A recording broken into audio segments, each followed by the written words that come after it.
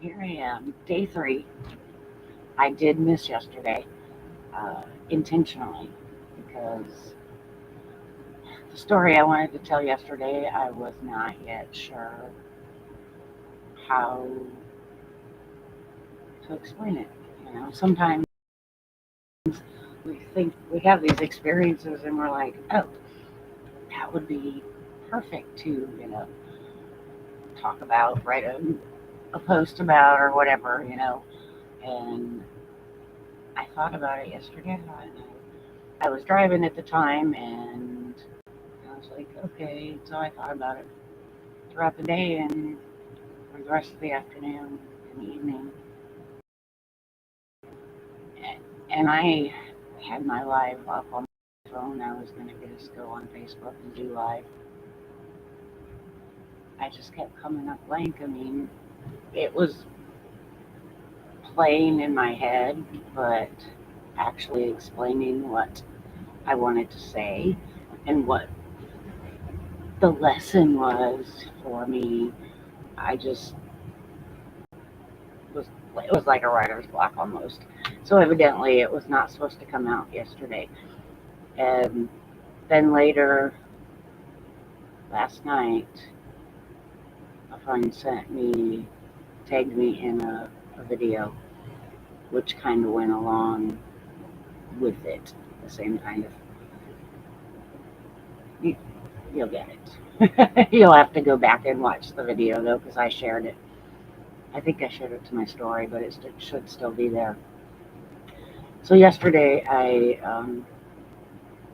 picked up my friend from work and took her home, and she had asked me. She said, can you take my daughter after you drop me off? Take her out to the hospital because her dad got admitted to the hospital." And I was like, "Absolutely, of course." So I was like, "Which hospital?" And she says, "Oh, at Banner." And I'm like, "Okay, there's like a dozen banners. Which one?"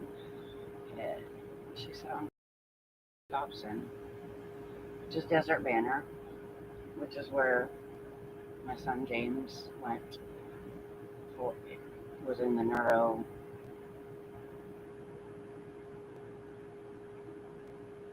neurotrauma intensive care, um, for 5 days, 4 days, before he had his surgery for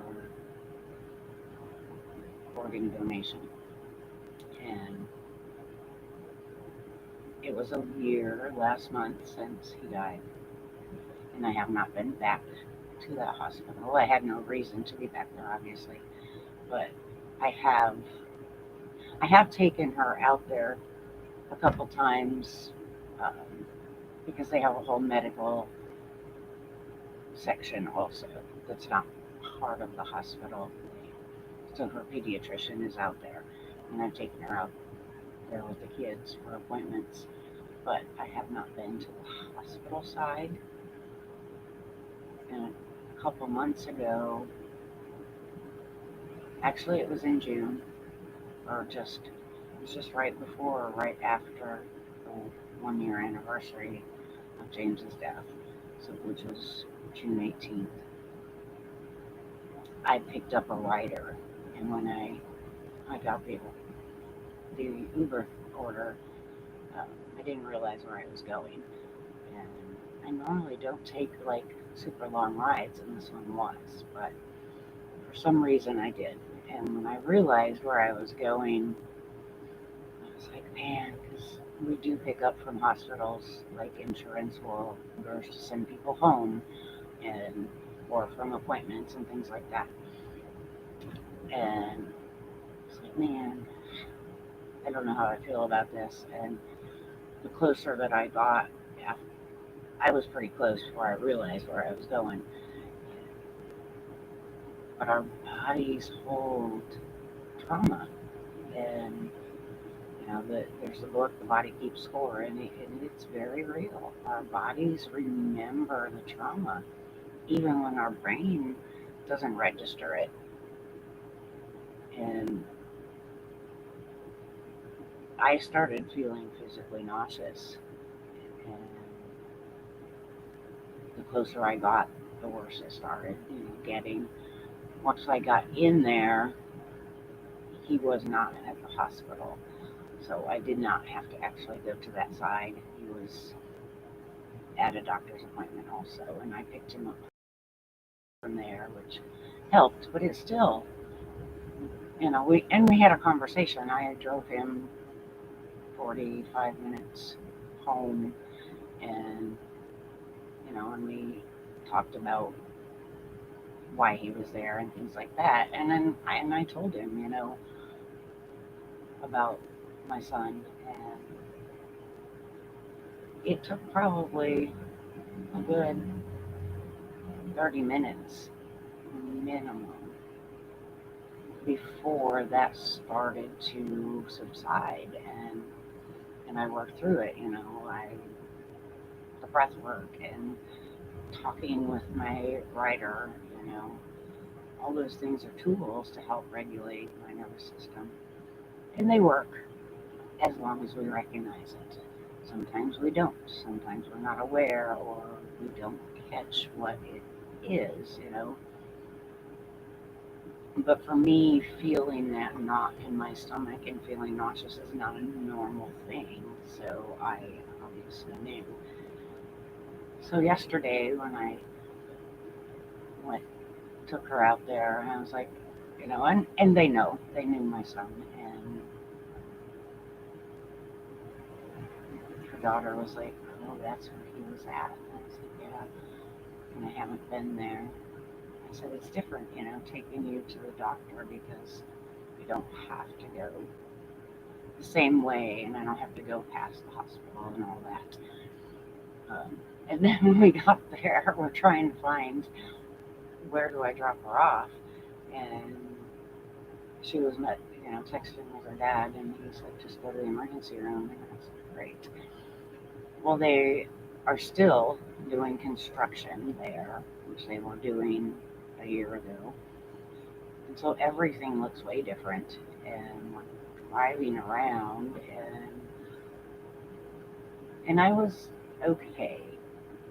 You know, you still get that kind of, I really don't want to be here, but I have processed through lots of that trauma and peeled back the layers, and the grief comes still in moments and in waves, but I didn't feel that knot in my stomach and that nausea. And so we're driving around, and I'm like, the emergency sign, obviously is a big red sign with an arrow, but we pull up there and it says women's and children's, and I'm like, well, this is odd because I remember this is where I went in, and this is where we came and went during non-visiting hours, because obviously we never left for long, and we ended up finding that was actually the right place, but we had to drive around and check and look, and find out if we were in the right place. But as we're doing that, we didn't go very far, just went down and around inside the complex, and it's like, oh yeah, I remember the ambulance area because we used to come out that door when we come out to smoke or when we go to get food or whatever. And I said, so that's got to be the right entrance because it's right next door to the ER. So we finally went over there, and she went in and checked, and it was the right place. But I was, as I drove away, I'm like, I'm really proud of myself and how much I have grown, and how much more aware I am of when my nervous system is dysregulated, and when my body's saying, okay, we remember this and it wasn't good, I can immediately do those things that help regulate me. I can do the breath work, I can have a conversation, I can call a friend, I can do whatever. And my boys are always with me, just because they're not here physically in a human form, they're always here. And I could feel them, you know, but I still had to process that through my body and move that energy. And it gets easier as you practice it too. That's what this whole human experience is just continue practicing, you know, and getting better at recognizing it and getting better at catching, being aware and catching, you know, what is this? Or at least the pause to stop and ask, you know, is this, what is this? Why do I feel this? What's going on? You know, what can I do to process through it? Do I need to lean in? Do I need to rest? Do I need to breathe? Do I need to call somebody? You know, and we all need that self support and that radical self accountability, but we also all need the support of community, family, friends, soul family, mentors. I put it in the description here. Um, we need coaches and mentors and guides and our friends and our family, and we're not meant to do this human experience alone. And that's why I'm doing this 30-day challenge, you know, because I want to be able to serve and impact more people. And so I need to be more visible and I need to push a little bit. I'm not pushing and doing, uh, wearing myself out. I'm still very much in tune with prioritizing my health physically, mentally, spiritually, and doing what I need to do to keep myself in good health holistically, you know, in all the ways. But I can also take the experiences that I've had and help others. And the gifts that I have, you know, mediumship, for those of us that have lost loved ones, it is such a beautiful gift to be able to communicate with them. And if you aren't yet able to do that, or you're not interested in doing that yourself, to be able to have someone do that for you, it's amazing. You know, both of my boys channeled to my friend Cecilia right after they passed away. And that was such a gift and allowed me to ask questions and to have not just answers or specifically answers, but have clarity and be able to start the grieving process and know that they were okay and that they are still here. And there were reasons beyond anybody's knowing at the time of why they left so young. And for them to be able to talk to me and say, I'm sorry that it had to happen this way, and that I'm sorry that you know, you have to go through this pain, but there's purpose here. And I talk to them on a regular basis. They talk to me on a regular basis, and they send me messages all the time. And that leads right into the video that my friend tagged me in. Um, it was beautiful. It was a, I don't know the whole story in detail, but it was a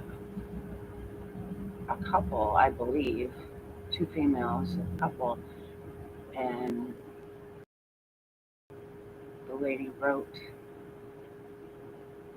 about like from heaven or from, you know, after she crossed over into the other realms, and about always being there, that leaving, that dying doesn't mean always mean leaving, and the title is something like that, Dying Dozen or something. But she wrote this while she was still alive and read it to her partner. And and then she passed away soon after that. Oh my God, it obviously was channeled because she didn't know that experience while she was still in her human form. It was so beautiful, and it just gives you that confirmation of we are never completely separated. We're separated in what form they are here, but their spirits are here, still are there. Their souls are still there. They're just not in this human body anymore. They still talk to me, and I still hear them in their voices. Even, even my granddaughter, that was only alive for less than 2 minutes, she talks to me, and I hear her in a toddler voice, and she shows me herself in that toddler, like 3 to 4 year old stage, and it's just how they come through, and everybody's different. The way they come through.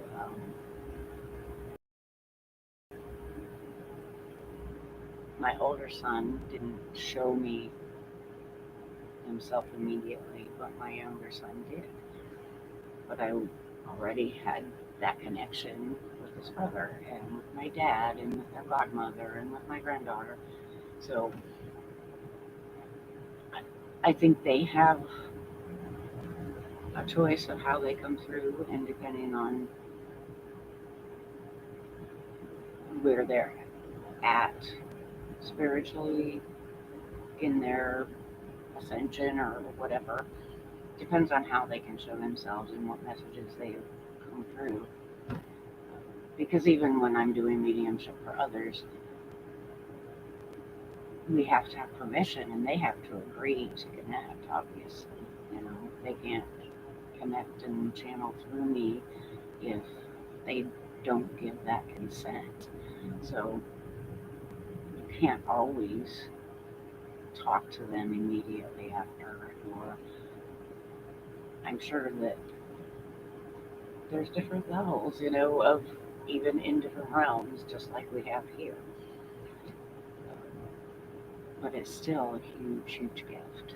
And we all have that support, whether we are open to it or whether we realize it or we remember. Sometimes we get so busy we forget that they're there. And my boys will smack me upside the head and say, hey, you're not paying attention. And it's just taking that time to pay attention and be aware and look for those signs and listen for those messages, because we all need that support. We need that support on the other side of the veil, and we need that support in the human form. And this 30-day challenge, yes, it's about money, because that was what the challenge was thrown out there that caught my eye. But it wasn't about the monetary amount for me. It was about, oh, this is pretty cool. Let's see what we could do with this in 30 days. And how much of an impact can I create? And how many people can I serve? And so that's where it comes from. My heart is I have that servant heart, and I want to be visible, and I know that my gifts and my experiences and my stories can serve others and help others process through. If you have blocks that are keeping you from doing what you know that you want to do, or um, you just have a burning question or a limiting belief or whatever, we can do the 20-minute rapid fire roast session and ask that one question, or tell me what that you're just stuck, or if you need guidance from your spiritual team, whatever it is, in 20 minutes we can laser focus and get that clarity or get that answer or shift that belief. And then the other offer that I have for this 30 days is rent my soul for the day. So you get 8 hours of me laser focused on whatever you need. So all of my tools, all of my gifts, all of my skills, all my experiences, anything that you need that we can get done in 8 hours, which could be a whole lot of shit. We could transform and transmute a lot of things and create a lot of things in 8 hours. And that's exciting because I'm, when I stop to think about that, well, it's only a day, but then I stop to think, but it's 8 hours. And if it's laser focused, just one on one, how much can you do in that 8 hours? I mean, we can do a lot in 20 minutes. Imagine what we can do in 8 hours. That's just mind blowing. So I put the links in the description. If you have any questions, message me, reach out. This is obviously live on Facebook, but it's also on YouTube and Instagram or LinkedIn. It will be on Instagram and TikTok also. I just don't live stream to those because they're super hard to connect to for some reason. But yeah, just if you have questions, let me know. Reach out. I'm also looking for collaboration partners. If you have something that you're launching or you got a newer offer, whatever you need somebody to help promote, that we can promote for each other, or we can come on live and live stream to, I live stream to 3 platforms, and my guests can live stream to their own platforms also. So conceivably we can hit 6 different platforms from both our audiences. That's huge. That's a lot of visibility and a lot of impact. Uh, so if you are interested in some kind of collaboration, shoot me a message. Facebook is the easiest, but if you're not active there, I am obviously on all the others. Um,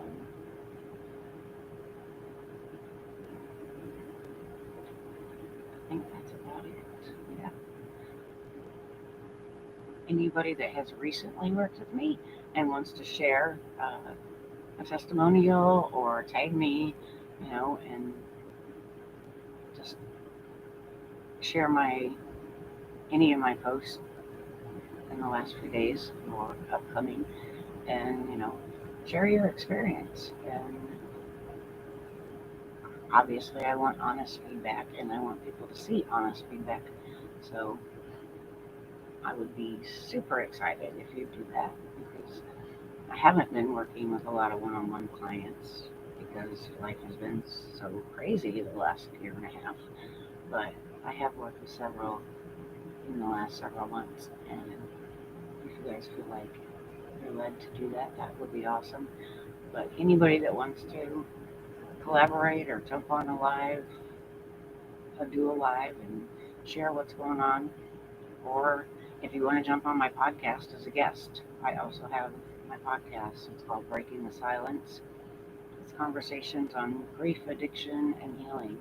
So, I mean, obviously, we all have something in there, or um,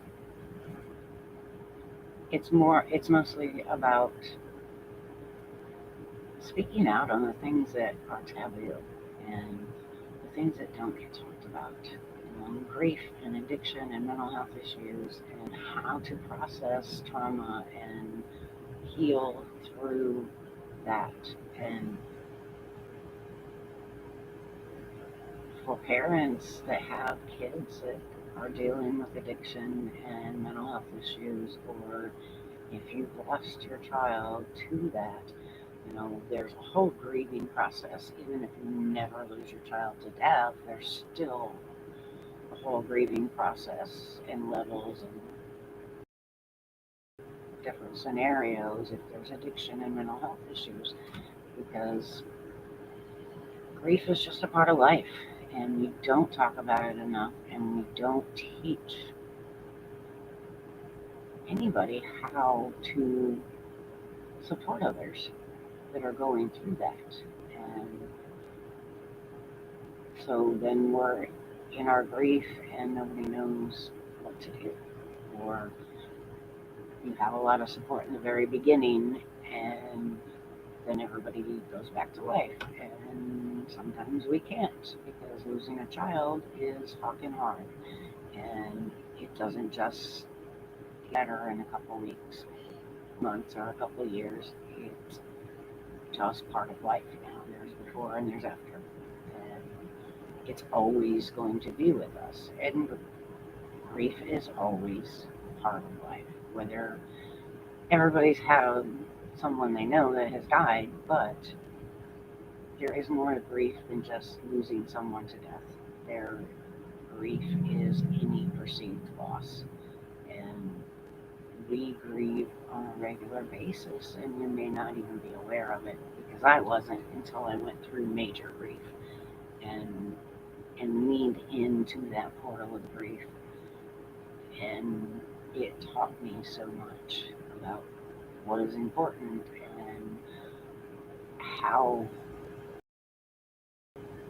grief works. It's obviously not just when somebody dies, and we don't talk about it enough, and we don't teach people how to process through it. So that's my soapbox. And that's why I started my podcast, because I'm a disruptor, and those are the conversations that nobody's having, or not enough of us are having. So if you want to be a guest on my podcast, in my Facebook bio, you can get to my link tree, and there's a link on there for the guest form. I'm not sure if it's on my LinkedIn or not. I think it is, but I'm not positive. But it's definitely on my Facebook bio. Or just send me a message and I'll get it to you. So have a wonderful rest of your day. I'm doing great on time. So yeah, watch for my posts, because I'm going to do some reels. And I haven't done a written post today, so I will be doing that too.